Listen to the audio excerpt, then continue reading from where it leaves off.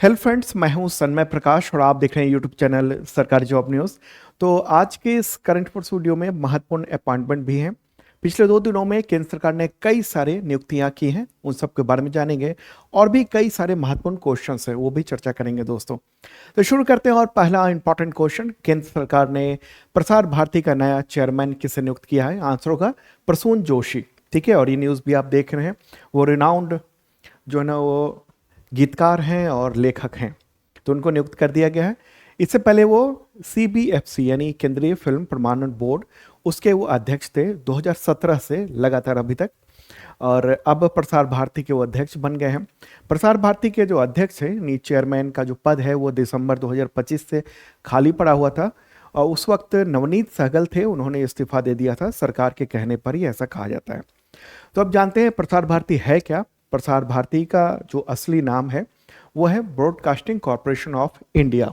ठीक है, इस नाम से भी जाना जाता है, वो एक्चुअल नाम यही है और प्रसार भारती शॉर्ट में कहते हैं। और ये भारत की सार्वजनिक प्रसारण संस्था है।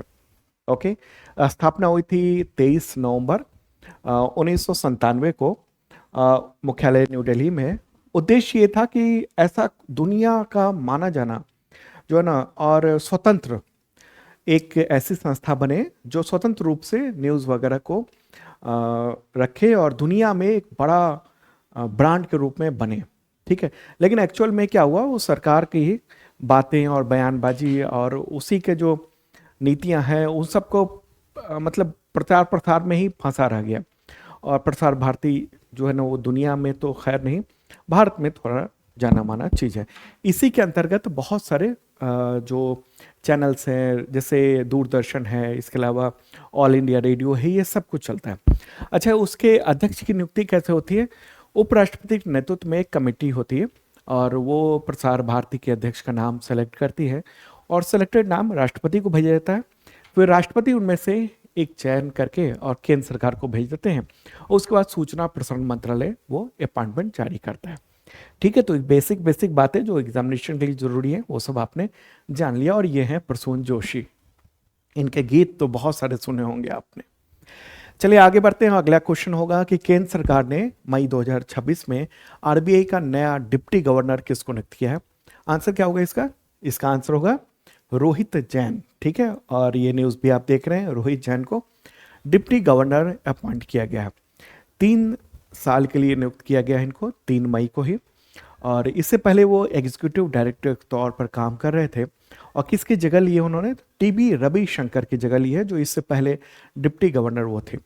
अगर आरबीआई की बात करेंगे तो उसमें एक तो गवर्नर होते हैं, संजय मल्होत्रा अभी गवर्नर हैं, और 4 डिप्टी गवर्नर होते हैं जो अलग अलग विभागों, जैसे monetary policy, financial markets regulations हो गया, बैंकिंग सुपरविजन हो गया, इसके अलावा रेगुलेशंस, इन सब चीज़ों का प्रभार संभालते हैं। ठीक है, तो 4 जो है ना, वो अब ये हैं शिरीष चंद्र मुर्मू, दूसरा नाम है स्वामीनाथन जे, तीसरा नाम है पूनम गुप्ता, डॉक्टर पूनम गुप्ता, और चौथा नाम है रोहित जैन। तो ये हैं डिप्टी गवर्नर, और गवर्नर कौन है? संजय मल्होत्रा है। ठीक है, तो एक इंपॉर्टेंट बात ये रही।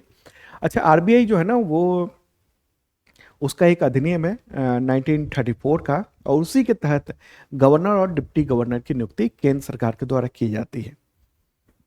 ठीक है, अगला क्वेश्चन, भारत के रक्षा लेखा महानियंत्रक यानी सीजीडीए वो कौन बने?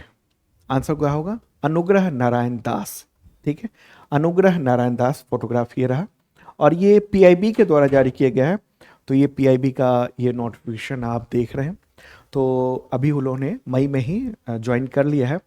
वो 1991 बैच के भारतीय रक्षा लेखा सेवा उसके सीनियर ऑफिसर हैं। तो आखिर होता क्या है ये सीजीडीए? ये डिफेंस मिनिस्ट्री के अंतर्गत महत्वपूर्ण पद होता है जो देश के जो बड़े वित्तीय ढांचे को संभालता है। मुख्य इसकी जो जिम्मेदारी होती है, जो डिफेंस के खाते हैं, भुगतान है, डिफेंस का जो खर्च है उसका ऑडिट करना, उसको नज़र रखना, वित्तीय अनुशासन रखना, जो डिफेंस के खरीद हो रही, प्रिक्वायरमेंट हो रहा है, उन सब की प्रक्रियाओं में सहयोग करना, बजट आवंटन करना, उपयोग की सलाह देना। एक महत्वपूर्ण डिफेंस से रिलेटेड जो भी खर्चे हैं उन सब पर नज़र रखना, ऑडिट रखना, ये सब काम इनका ही होता है। CGDA यानी रक्षा लेखा महानियंत्रक। ठीक है, आगे बढ़ते हैं, अगला क्वेश्चन लेते हैं। केंद्र सरकार ने राष्ट्रीय कंपनी विधि न्यायाधिकरण यानी NCLT, national company law tribunal अंग्रेजी में कहेंगे, तो उसका नया चेयरपर्सन किसको नियुक्त किया है, नया अध्यक्ष किसे बनाया है? आंसर क्या होगा इसका? इसका आंसर होगा अनुपिंदर सिंह ग्रेवाल। ठीक है, और ये न्यूज़ भी आप देख रहे हैं। तो अनुपिंदर सिंह ग्रेवाल नाम है इनका, और ये रहा फोटोग्राफ इनका। ठीक है, ये पंजाब और हरियाणा हाई कोर्ट के पूर्व जज हैं, तो इनको नियुक्त किया गया है। और ये जो है ना, चार्ज लेने की अवधि से लेकर 5 वर्ष के कार्यकाल या फिर 67 ईयर की उम्र, जो भी पहले होगा तब तक ये कार्यरत रहेंगे। इनका जो अपॉइंटमेंट है ना, वो बहुत ही महत्वपूर्ण है, क्योंकि NCLT यानी नेशनल कंपनी लॉ ट्रिब्यूनल, उसके अध्यक्ष का जो पद है ना, वो अब तक परंपरा के अनुसार हाई कोर्ट के रिटायर्ड चीफ जस्टिस को ही दिया जाता रहा है। और ग्रेवाल जो है ना, इस पद पर नियुक्त होने वाले ऐसे पहले व्यक्ति हैं जो हाई कोर्ट के सीनियर जज हैं, और वो चीफ जस्टिस नहीं थे इससे पहले कभी भी। ठीक है, तो नियम के अनुसार तो उनकी नियुक्ति हुई है, एक ये भी बात है। अब समझते हैं कि ये नेशनल जो कंपनी लॉ ट्रिब्यूनल जो है ना, वो एक्चुअल में है क्या? तो ये जो है ना, वो भारत में कंपनियों से संबंधित जो भी इंसॉल्वेंसी है यानी विवाद है, दिवालियापन है, मर्जर अगर हो रहा है, विलय हो रहा है, तो उसको सुलझाने के लिए एक अर्ध न्यायिक निकाय है। ठीक है, इसकी स्थापना जो हुई थी ना, वो 1 जून 2016 को वी बालाकृष्णन एराडी समिति की सिफारिशों के आधार पर की गई थी। कब? 1 जून 2016 को।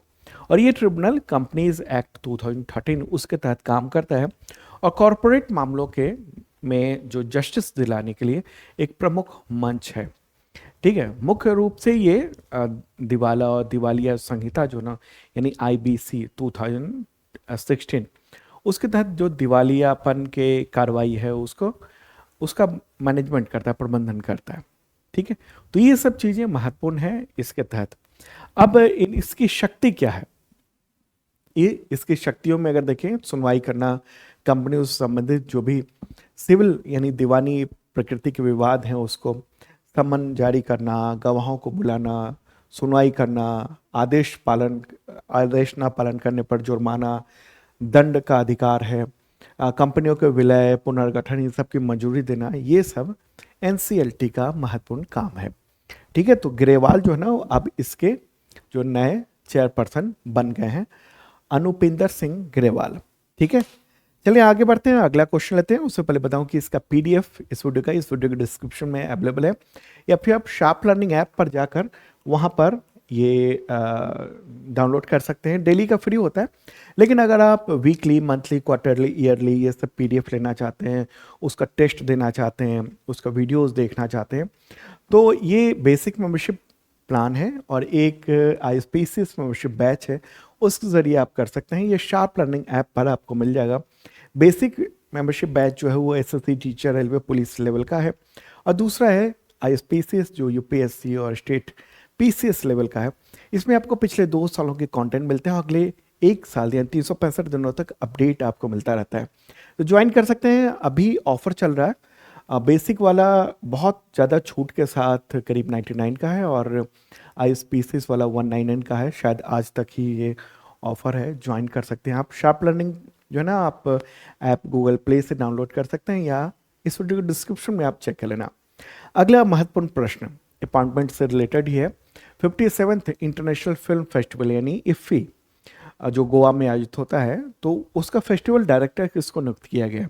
इंपॉर्टेंट ये भी पद है। आंसर क्या होगा इसका? आशुतोष गोवारिकर।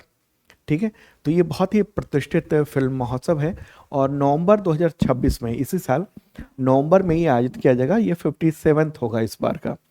ठीक है, और आशुतोष गोवारिकर को मतलब अपॉइंट किया गया है फेस्टिवल डायरेक्टर। वो मशहूर फिल्म निर्देशक हैं, फिल्म डायरेक्टर हैं। ठीक है, और IFFI के बारे में अगर जानेंगे, international film festival of India के बारे में, तो ये एशिया का काफ़ी पुराना और प्रतिष्ठित फिल्म महोत्सव में से एक है। इसकी शुरुआत हुई थी 1952 में।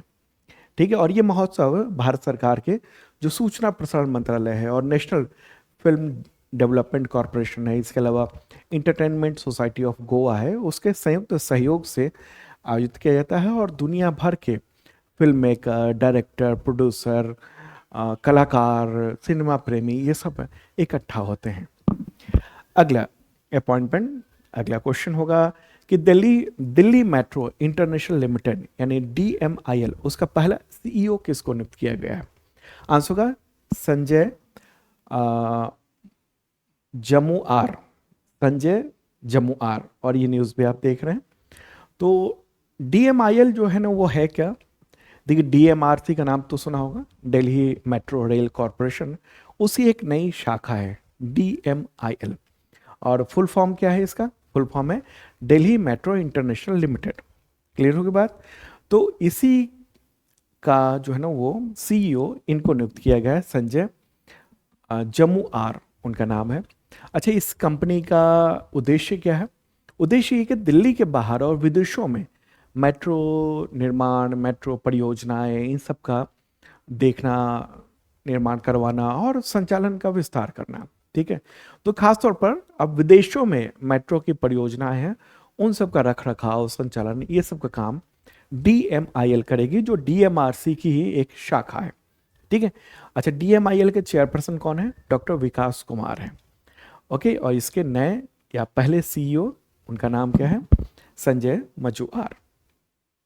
अगला क्वेश्चन एक और लेते हैं। जनगणना 2027 के ब्रांड एम्बेसडर कौन बने हैं? तो सुदर्शन पटनायक बने हैं। ठीक है, तो उनको भारत सरकार ने नियुक्त किया है जनगणना 2027 का ब्रांड एम्बेसडर, गृह मंत्रालय ने ऐलान किया हुआ है। ठीक है, तो नागरिकों को 16वीं जो राष्ट्रीय जनगणना है उसमें भाग लेने के लिए जो मैसेज देना है और संगठित करने के लिए उद्देश्य से इनको नियुक्त किया गया है। और फोटोग्राफ तो देख रहे हैं आप, ये काफ़ी पॉपुलर व्यक्ति हैं, ओडिशा के हैं और इंटरनेशनल लेवल पर रेत कलाकार हैं, सैंड आर्टिस्ट हैं। रेत से तरह तरह की मतलब चित्र वगैरह सब बनाते हैं, कला जो दिखाते हैं। सामाजिक रूप से जागरूकता करना अभियान के साथ जोड़ा जाता है इनको। ठीक है, तो इनको जोड़ा गया है और 2014 में इनको पद्मश्री पुरस्कार भी मिल चुका है। अच्छा, एक सवाल आपसे है, मैंने पहले बताया हुआ आपको, जनगणना 2027 अभियान के लिए शुभंकर क्या है? कमेंट बॉक्स में बताइएगा। जनगणना 2027 का शुभंकर क्या है? 2 शुभंकर क्या है, महिला पुरुष अलग अलग, नाम आपको बताना है। देखते हैं कितने लोग बता पाते हैं। अच्छा, कल यानी संडे को जो है ना वो अप्रैल का भी करंट अफेयर्स आ चुका है, पूरे मंथली करंट अफेयर्स, उसमें भी मैंने बताया हुआ है। और तो देखते हैं कितने लोग बता पाते हैं। आपको बताना है कमेंट बॉक्स में, जनगणना 2027 अभियान का शुभंकर क्या है।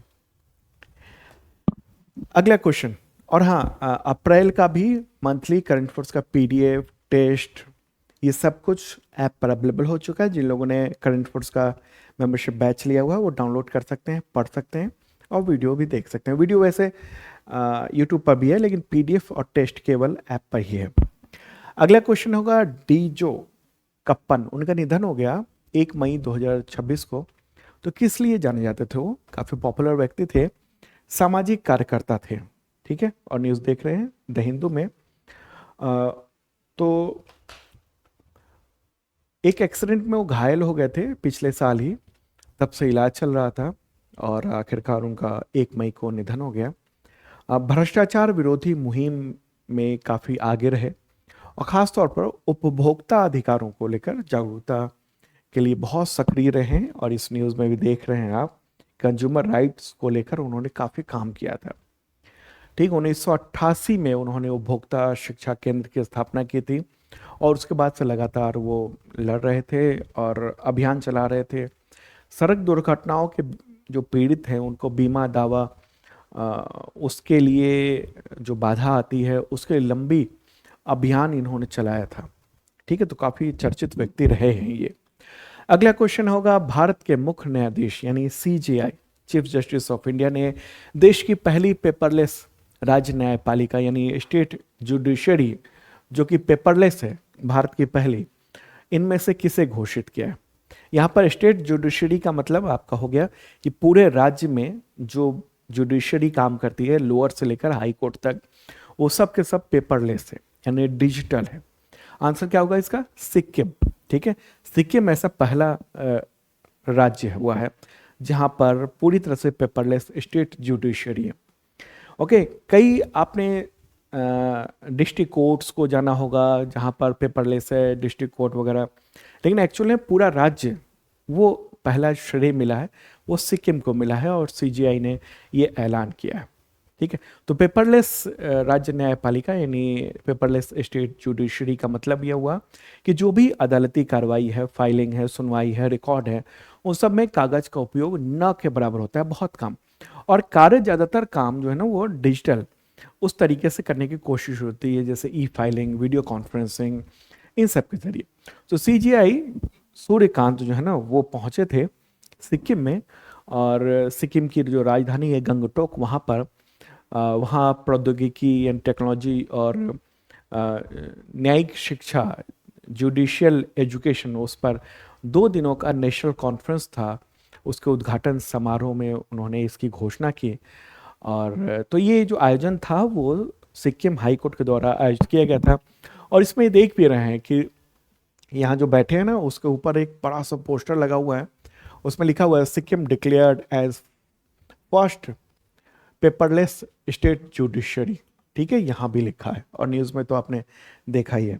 तो chief justice of India justice Suryakant ने ये कहा कि सिक्किम का जो पेपरलेस न्यायपालिका बनना है केवल एक राज्य की उपलब्धि नहीं है, बल्कि पूरे देश को एक दिशा दिलाने वाला एक मतलब कदम है ये। ठीक है, तो ये है इंपॉर्टेंट बात। अच्छा, सिक्किम को मैप के जरिए भी देख लेते हैं। ये अपना प्यारा भारत है और सिक्किम यहाँ पर है। ये जो रेड कलर में जो देख रहे हैं ना, यही है सिक्किम। इसकी राजधानी गंगटोक। यहाँ के मुख्यमंत्री हैं प्रेम सिंह तमांग। ठीक है, तो यही जो है ना अब पेपरलेस स्टेट जुडिशरी हो गई यहाँ पर। सिक्किम, उसका पड़ोसी जो राज्य है वो कौन सा है? वो है पश्चिम बंगाल। और पड़ोस में कौन कौन से देश हैं? तो ये नेपाल हो गया, चाइना हो गया और इधर भूटान हो गया। ठीक है, आगे बढ़ते हैं। अगला क्वेश्चन है विश्व प्रेस स्वतंत्रता दिवस कब मनाया जाता है? तो 3 मई को मनाया जाता है। और इस बार की थीम क्या है? इस बार थीम रखी गई है शांतिपूर्ण भविष्य का निर्माण, मानवाधिकार, विकास और सुरक्षा के लिए प्रेस की स्वतंत्रता को बढ़ावा। तो ये है इस बार के थीम। ठीक है, तो ये जो दिवस मनाया जाता है ना विश्व प्रेस स्वतंत्रता दिवस, हुए यूनेस्को के द्वारा जो है ना घोषित है। यूनेस्को जो है एक यूनाइटेड नेशंस का एक हिस्सा है। तो ये दिन प्रेस की स्वतंत्रता के मूलभूत सिद्धांतों को सम्मान देने के लिए इन सब के लिए होता है। अच्छा, इसी के साथ एक सवाल आपसे मैं पूछना चाहता हूँ कि विश्व प्रेस स्वतंत्रता सूचकांक यानी वर्ल्ड प्रेस फ्रीडम इंडेक्स 2026 उसमें भारत के रैंक क्या है? अभी 2-3 दिन पहले ही मैंने आपको बताया था। सवाल का एक और जवाब देना है आपको कि वर्ल्ड प्रेस फ्रीडम इंडेक्स 2026 उसमें भारत के रैंक क्या है, वो रैंक आपको बताना है। पूरा लिखेगा कि इस विश्व प्रेस स्वतंत्रता सूचकांक 2026 की रैंक ये है। ठीक है, और इससे पहले वाले जो सवाल थे उसका भी जवाब लिखिएगा कमेंट बॉक्स में, कल मैं इसका जवाब दूंगा आपको। अगला क्वेश्चन लेते हैं। कोयला खनिक दिवस यानी कोल माइनर्स डे कब मनाया जाता है? तो वो है 4 मई को। ठीक है, तो कोयला जो खनन करते हैं, जो मजदूर हैं, उन सब के लिए ये है। भारत में जो ना कोयला खनन उद्योग 1774 में शुरू हुआ था और उस वक्त ईस्ट इंडिया कंपनी ने झारखंड और पश्चिम बंगाल से होकर गुजरने वाली जो दामोदर नदी है उसके किनारे आसनसोल और दुर्गानगर में रानीगंज कोयला क्षेत्र में खनन शुरू किया था भारत में। और तो ये इम्पॉर्टेंट है ये भी बताना, कोयला खनन जो है ना वो खनिक दिवस। तो दोस्तों ये था इंपॉर्टेंट करंट अफेयर्स आप सबके एग्जामिनेशंस के लिए। और अगर करंट अफेयर्स की तैयारी करना चाहते हो तो बैच में छूट चल रही है। और जो कल का करंट अफेयर्स होगा महत्वपूर्ण होगा, जो तमाम राज्यों में चुनाव हुए थे उसके रिजल्ट आएंगे और उसकी व्याख्या भी करूंगा मैं, कहाँ पर किसे कितने जो कितनी सीटें मिली हैं, ये सब कुछ। ओके, तो मिलते हैं नेक्स्ट वीडियो में। Okay, bye.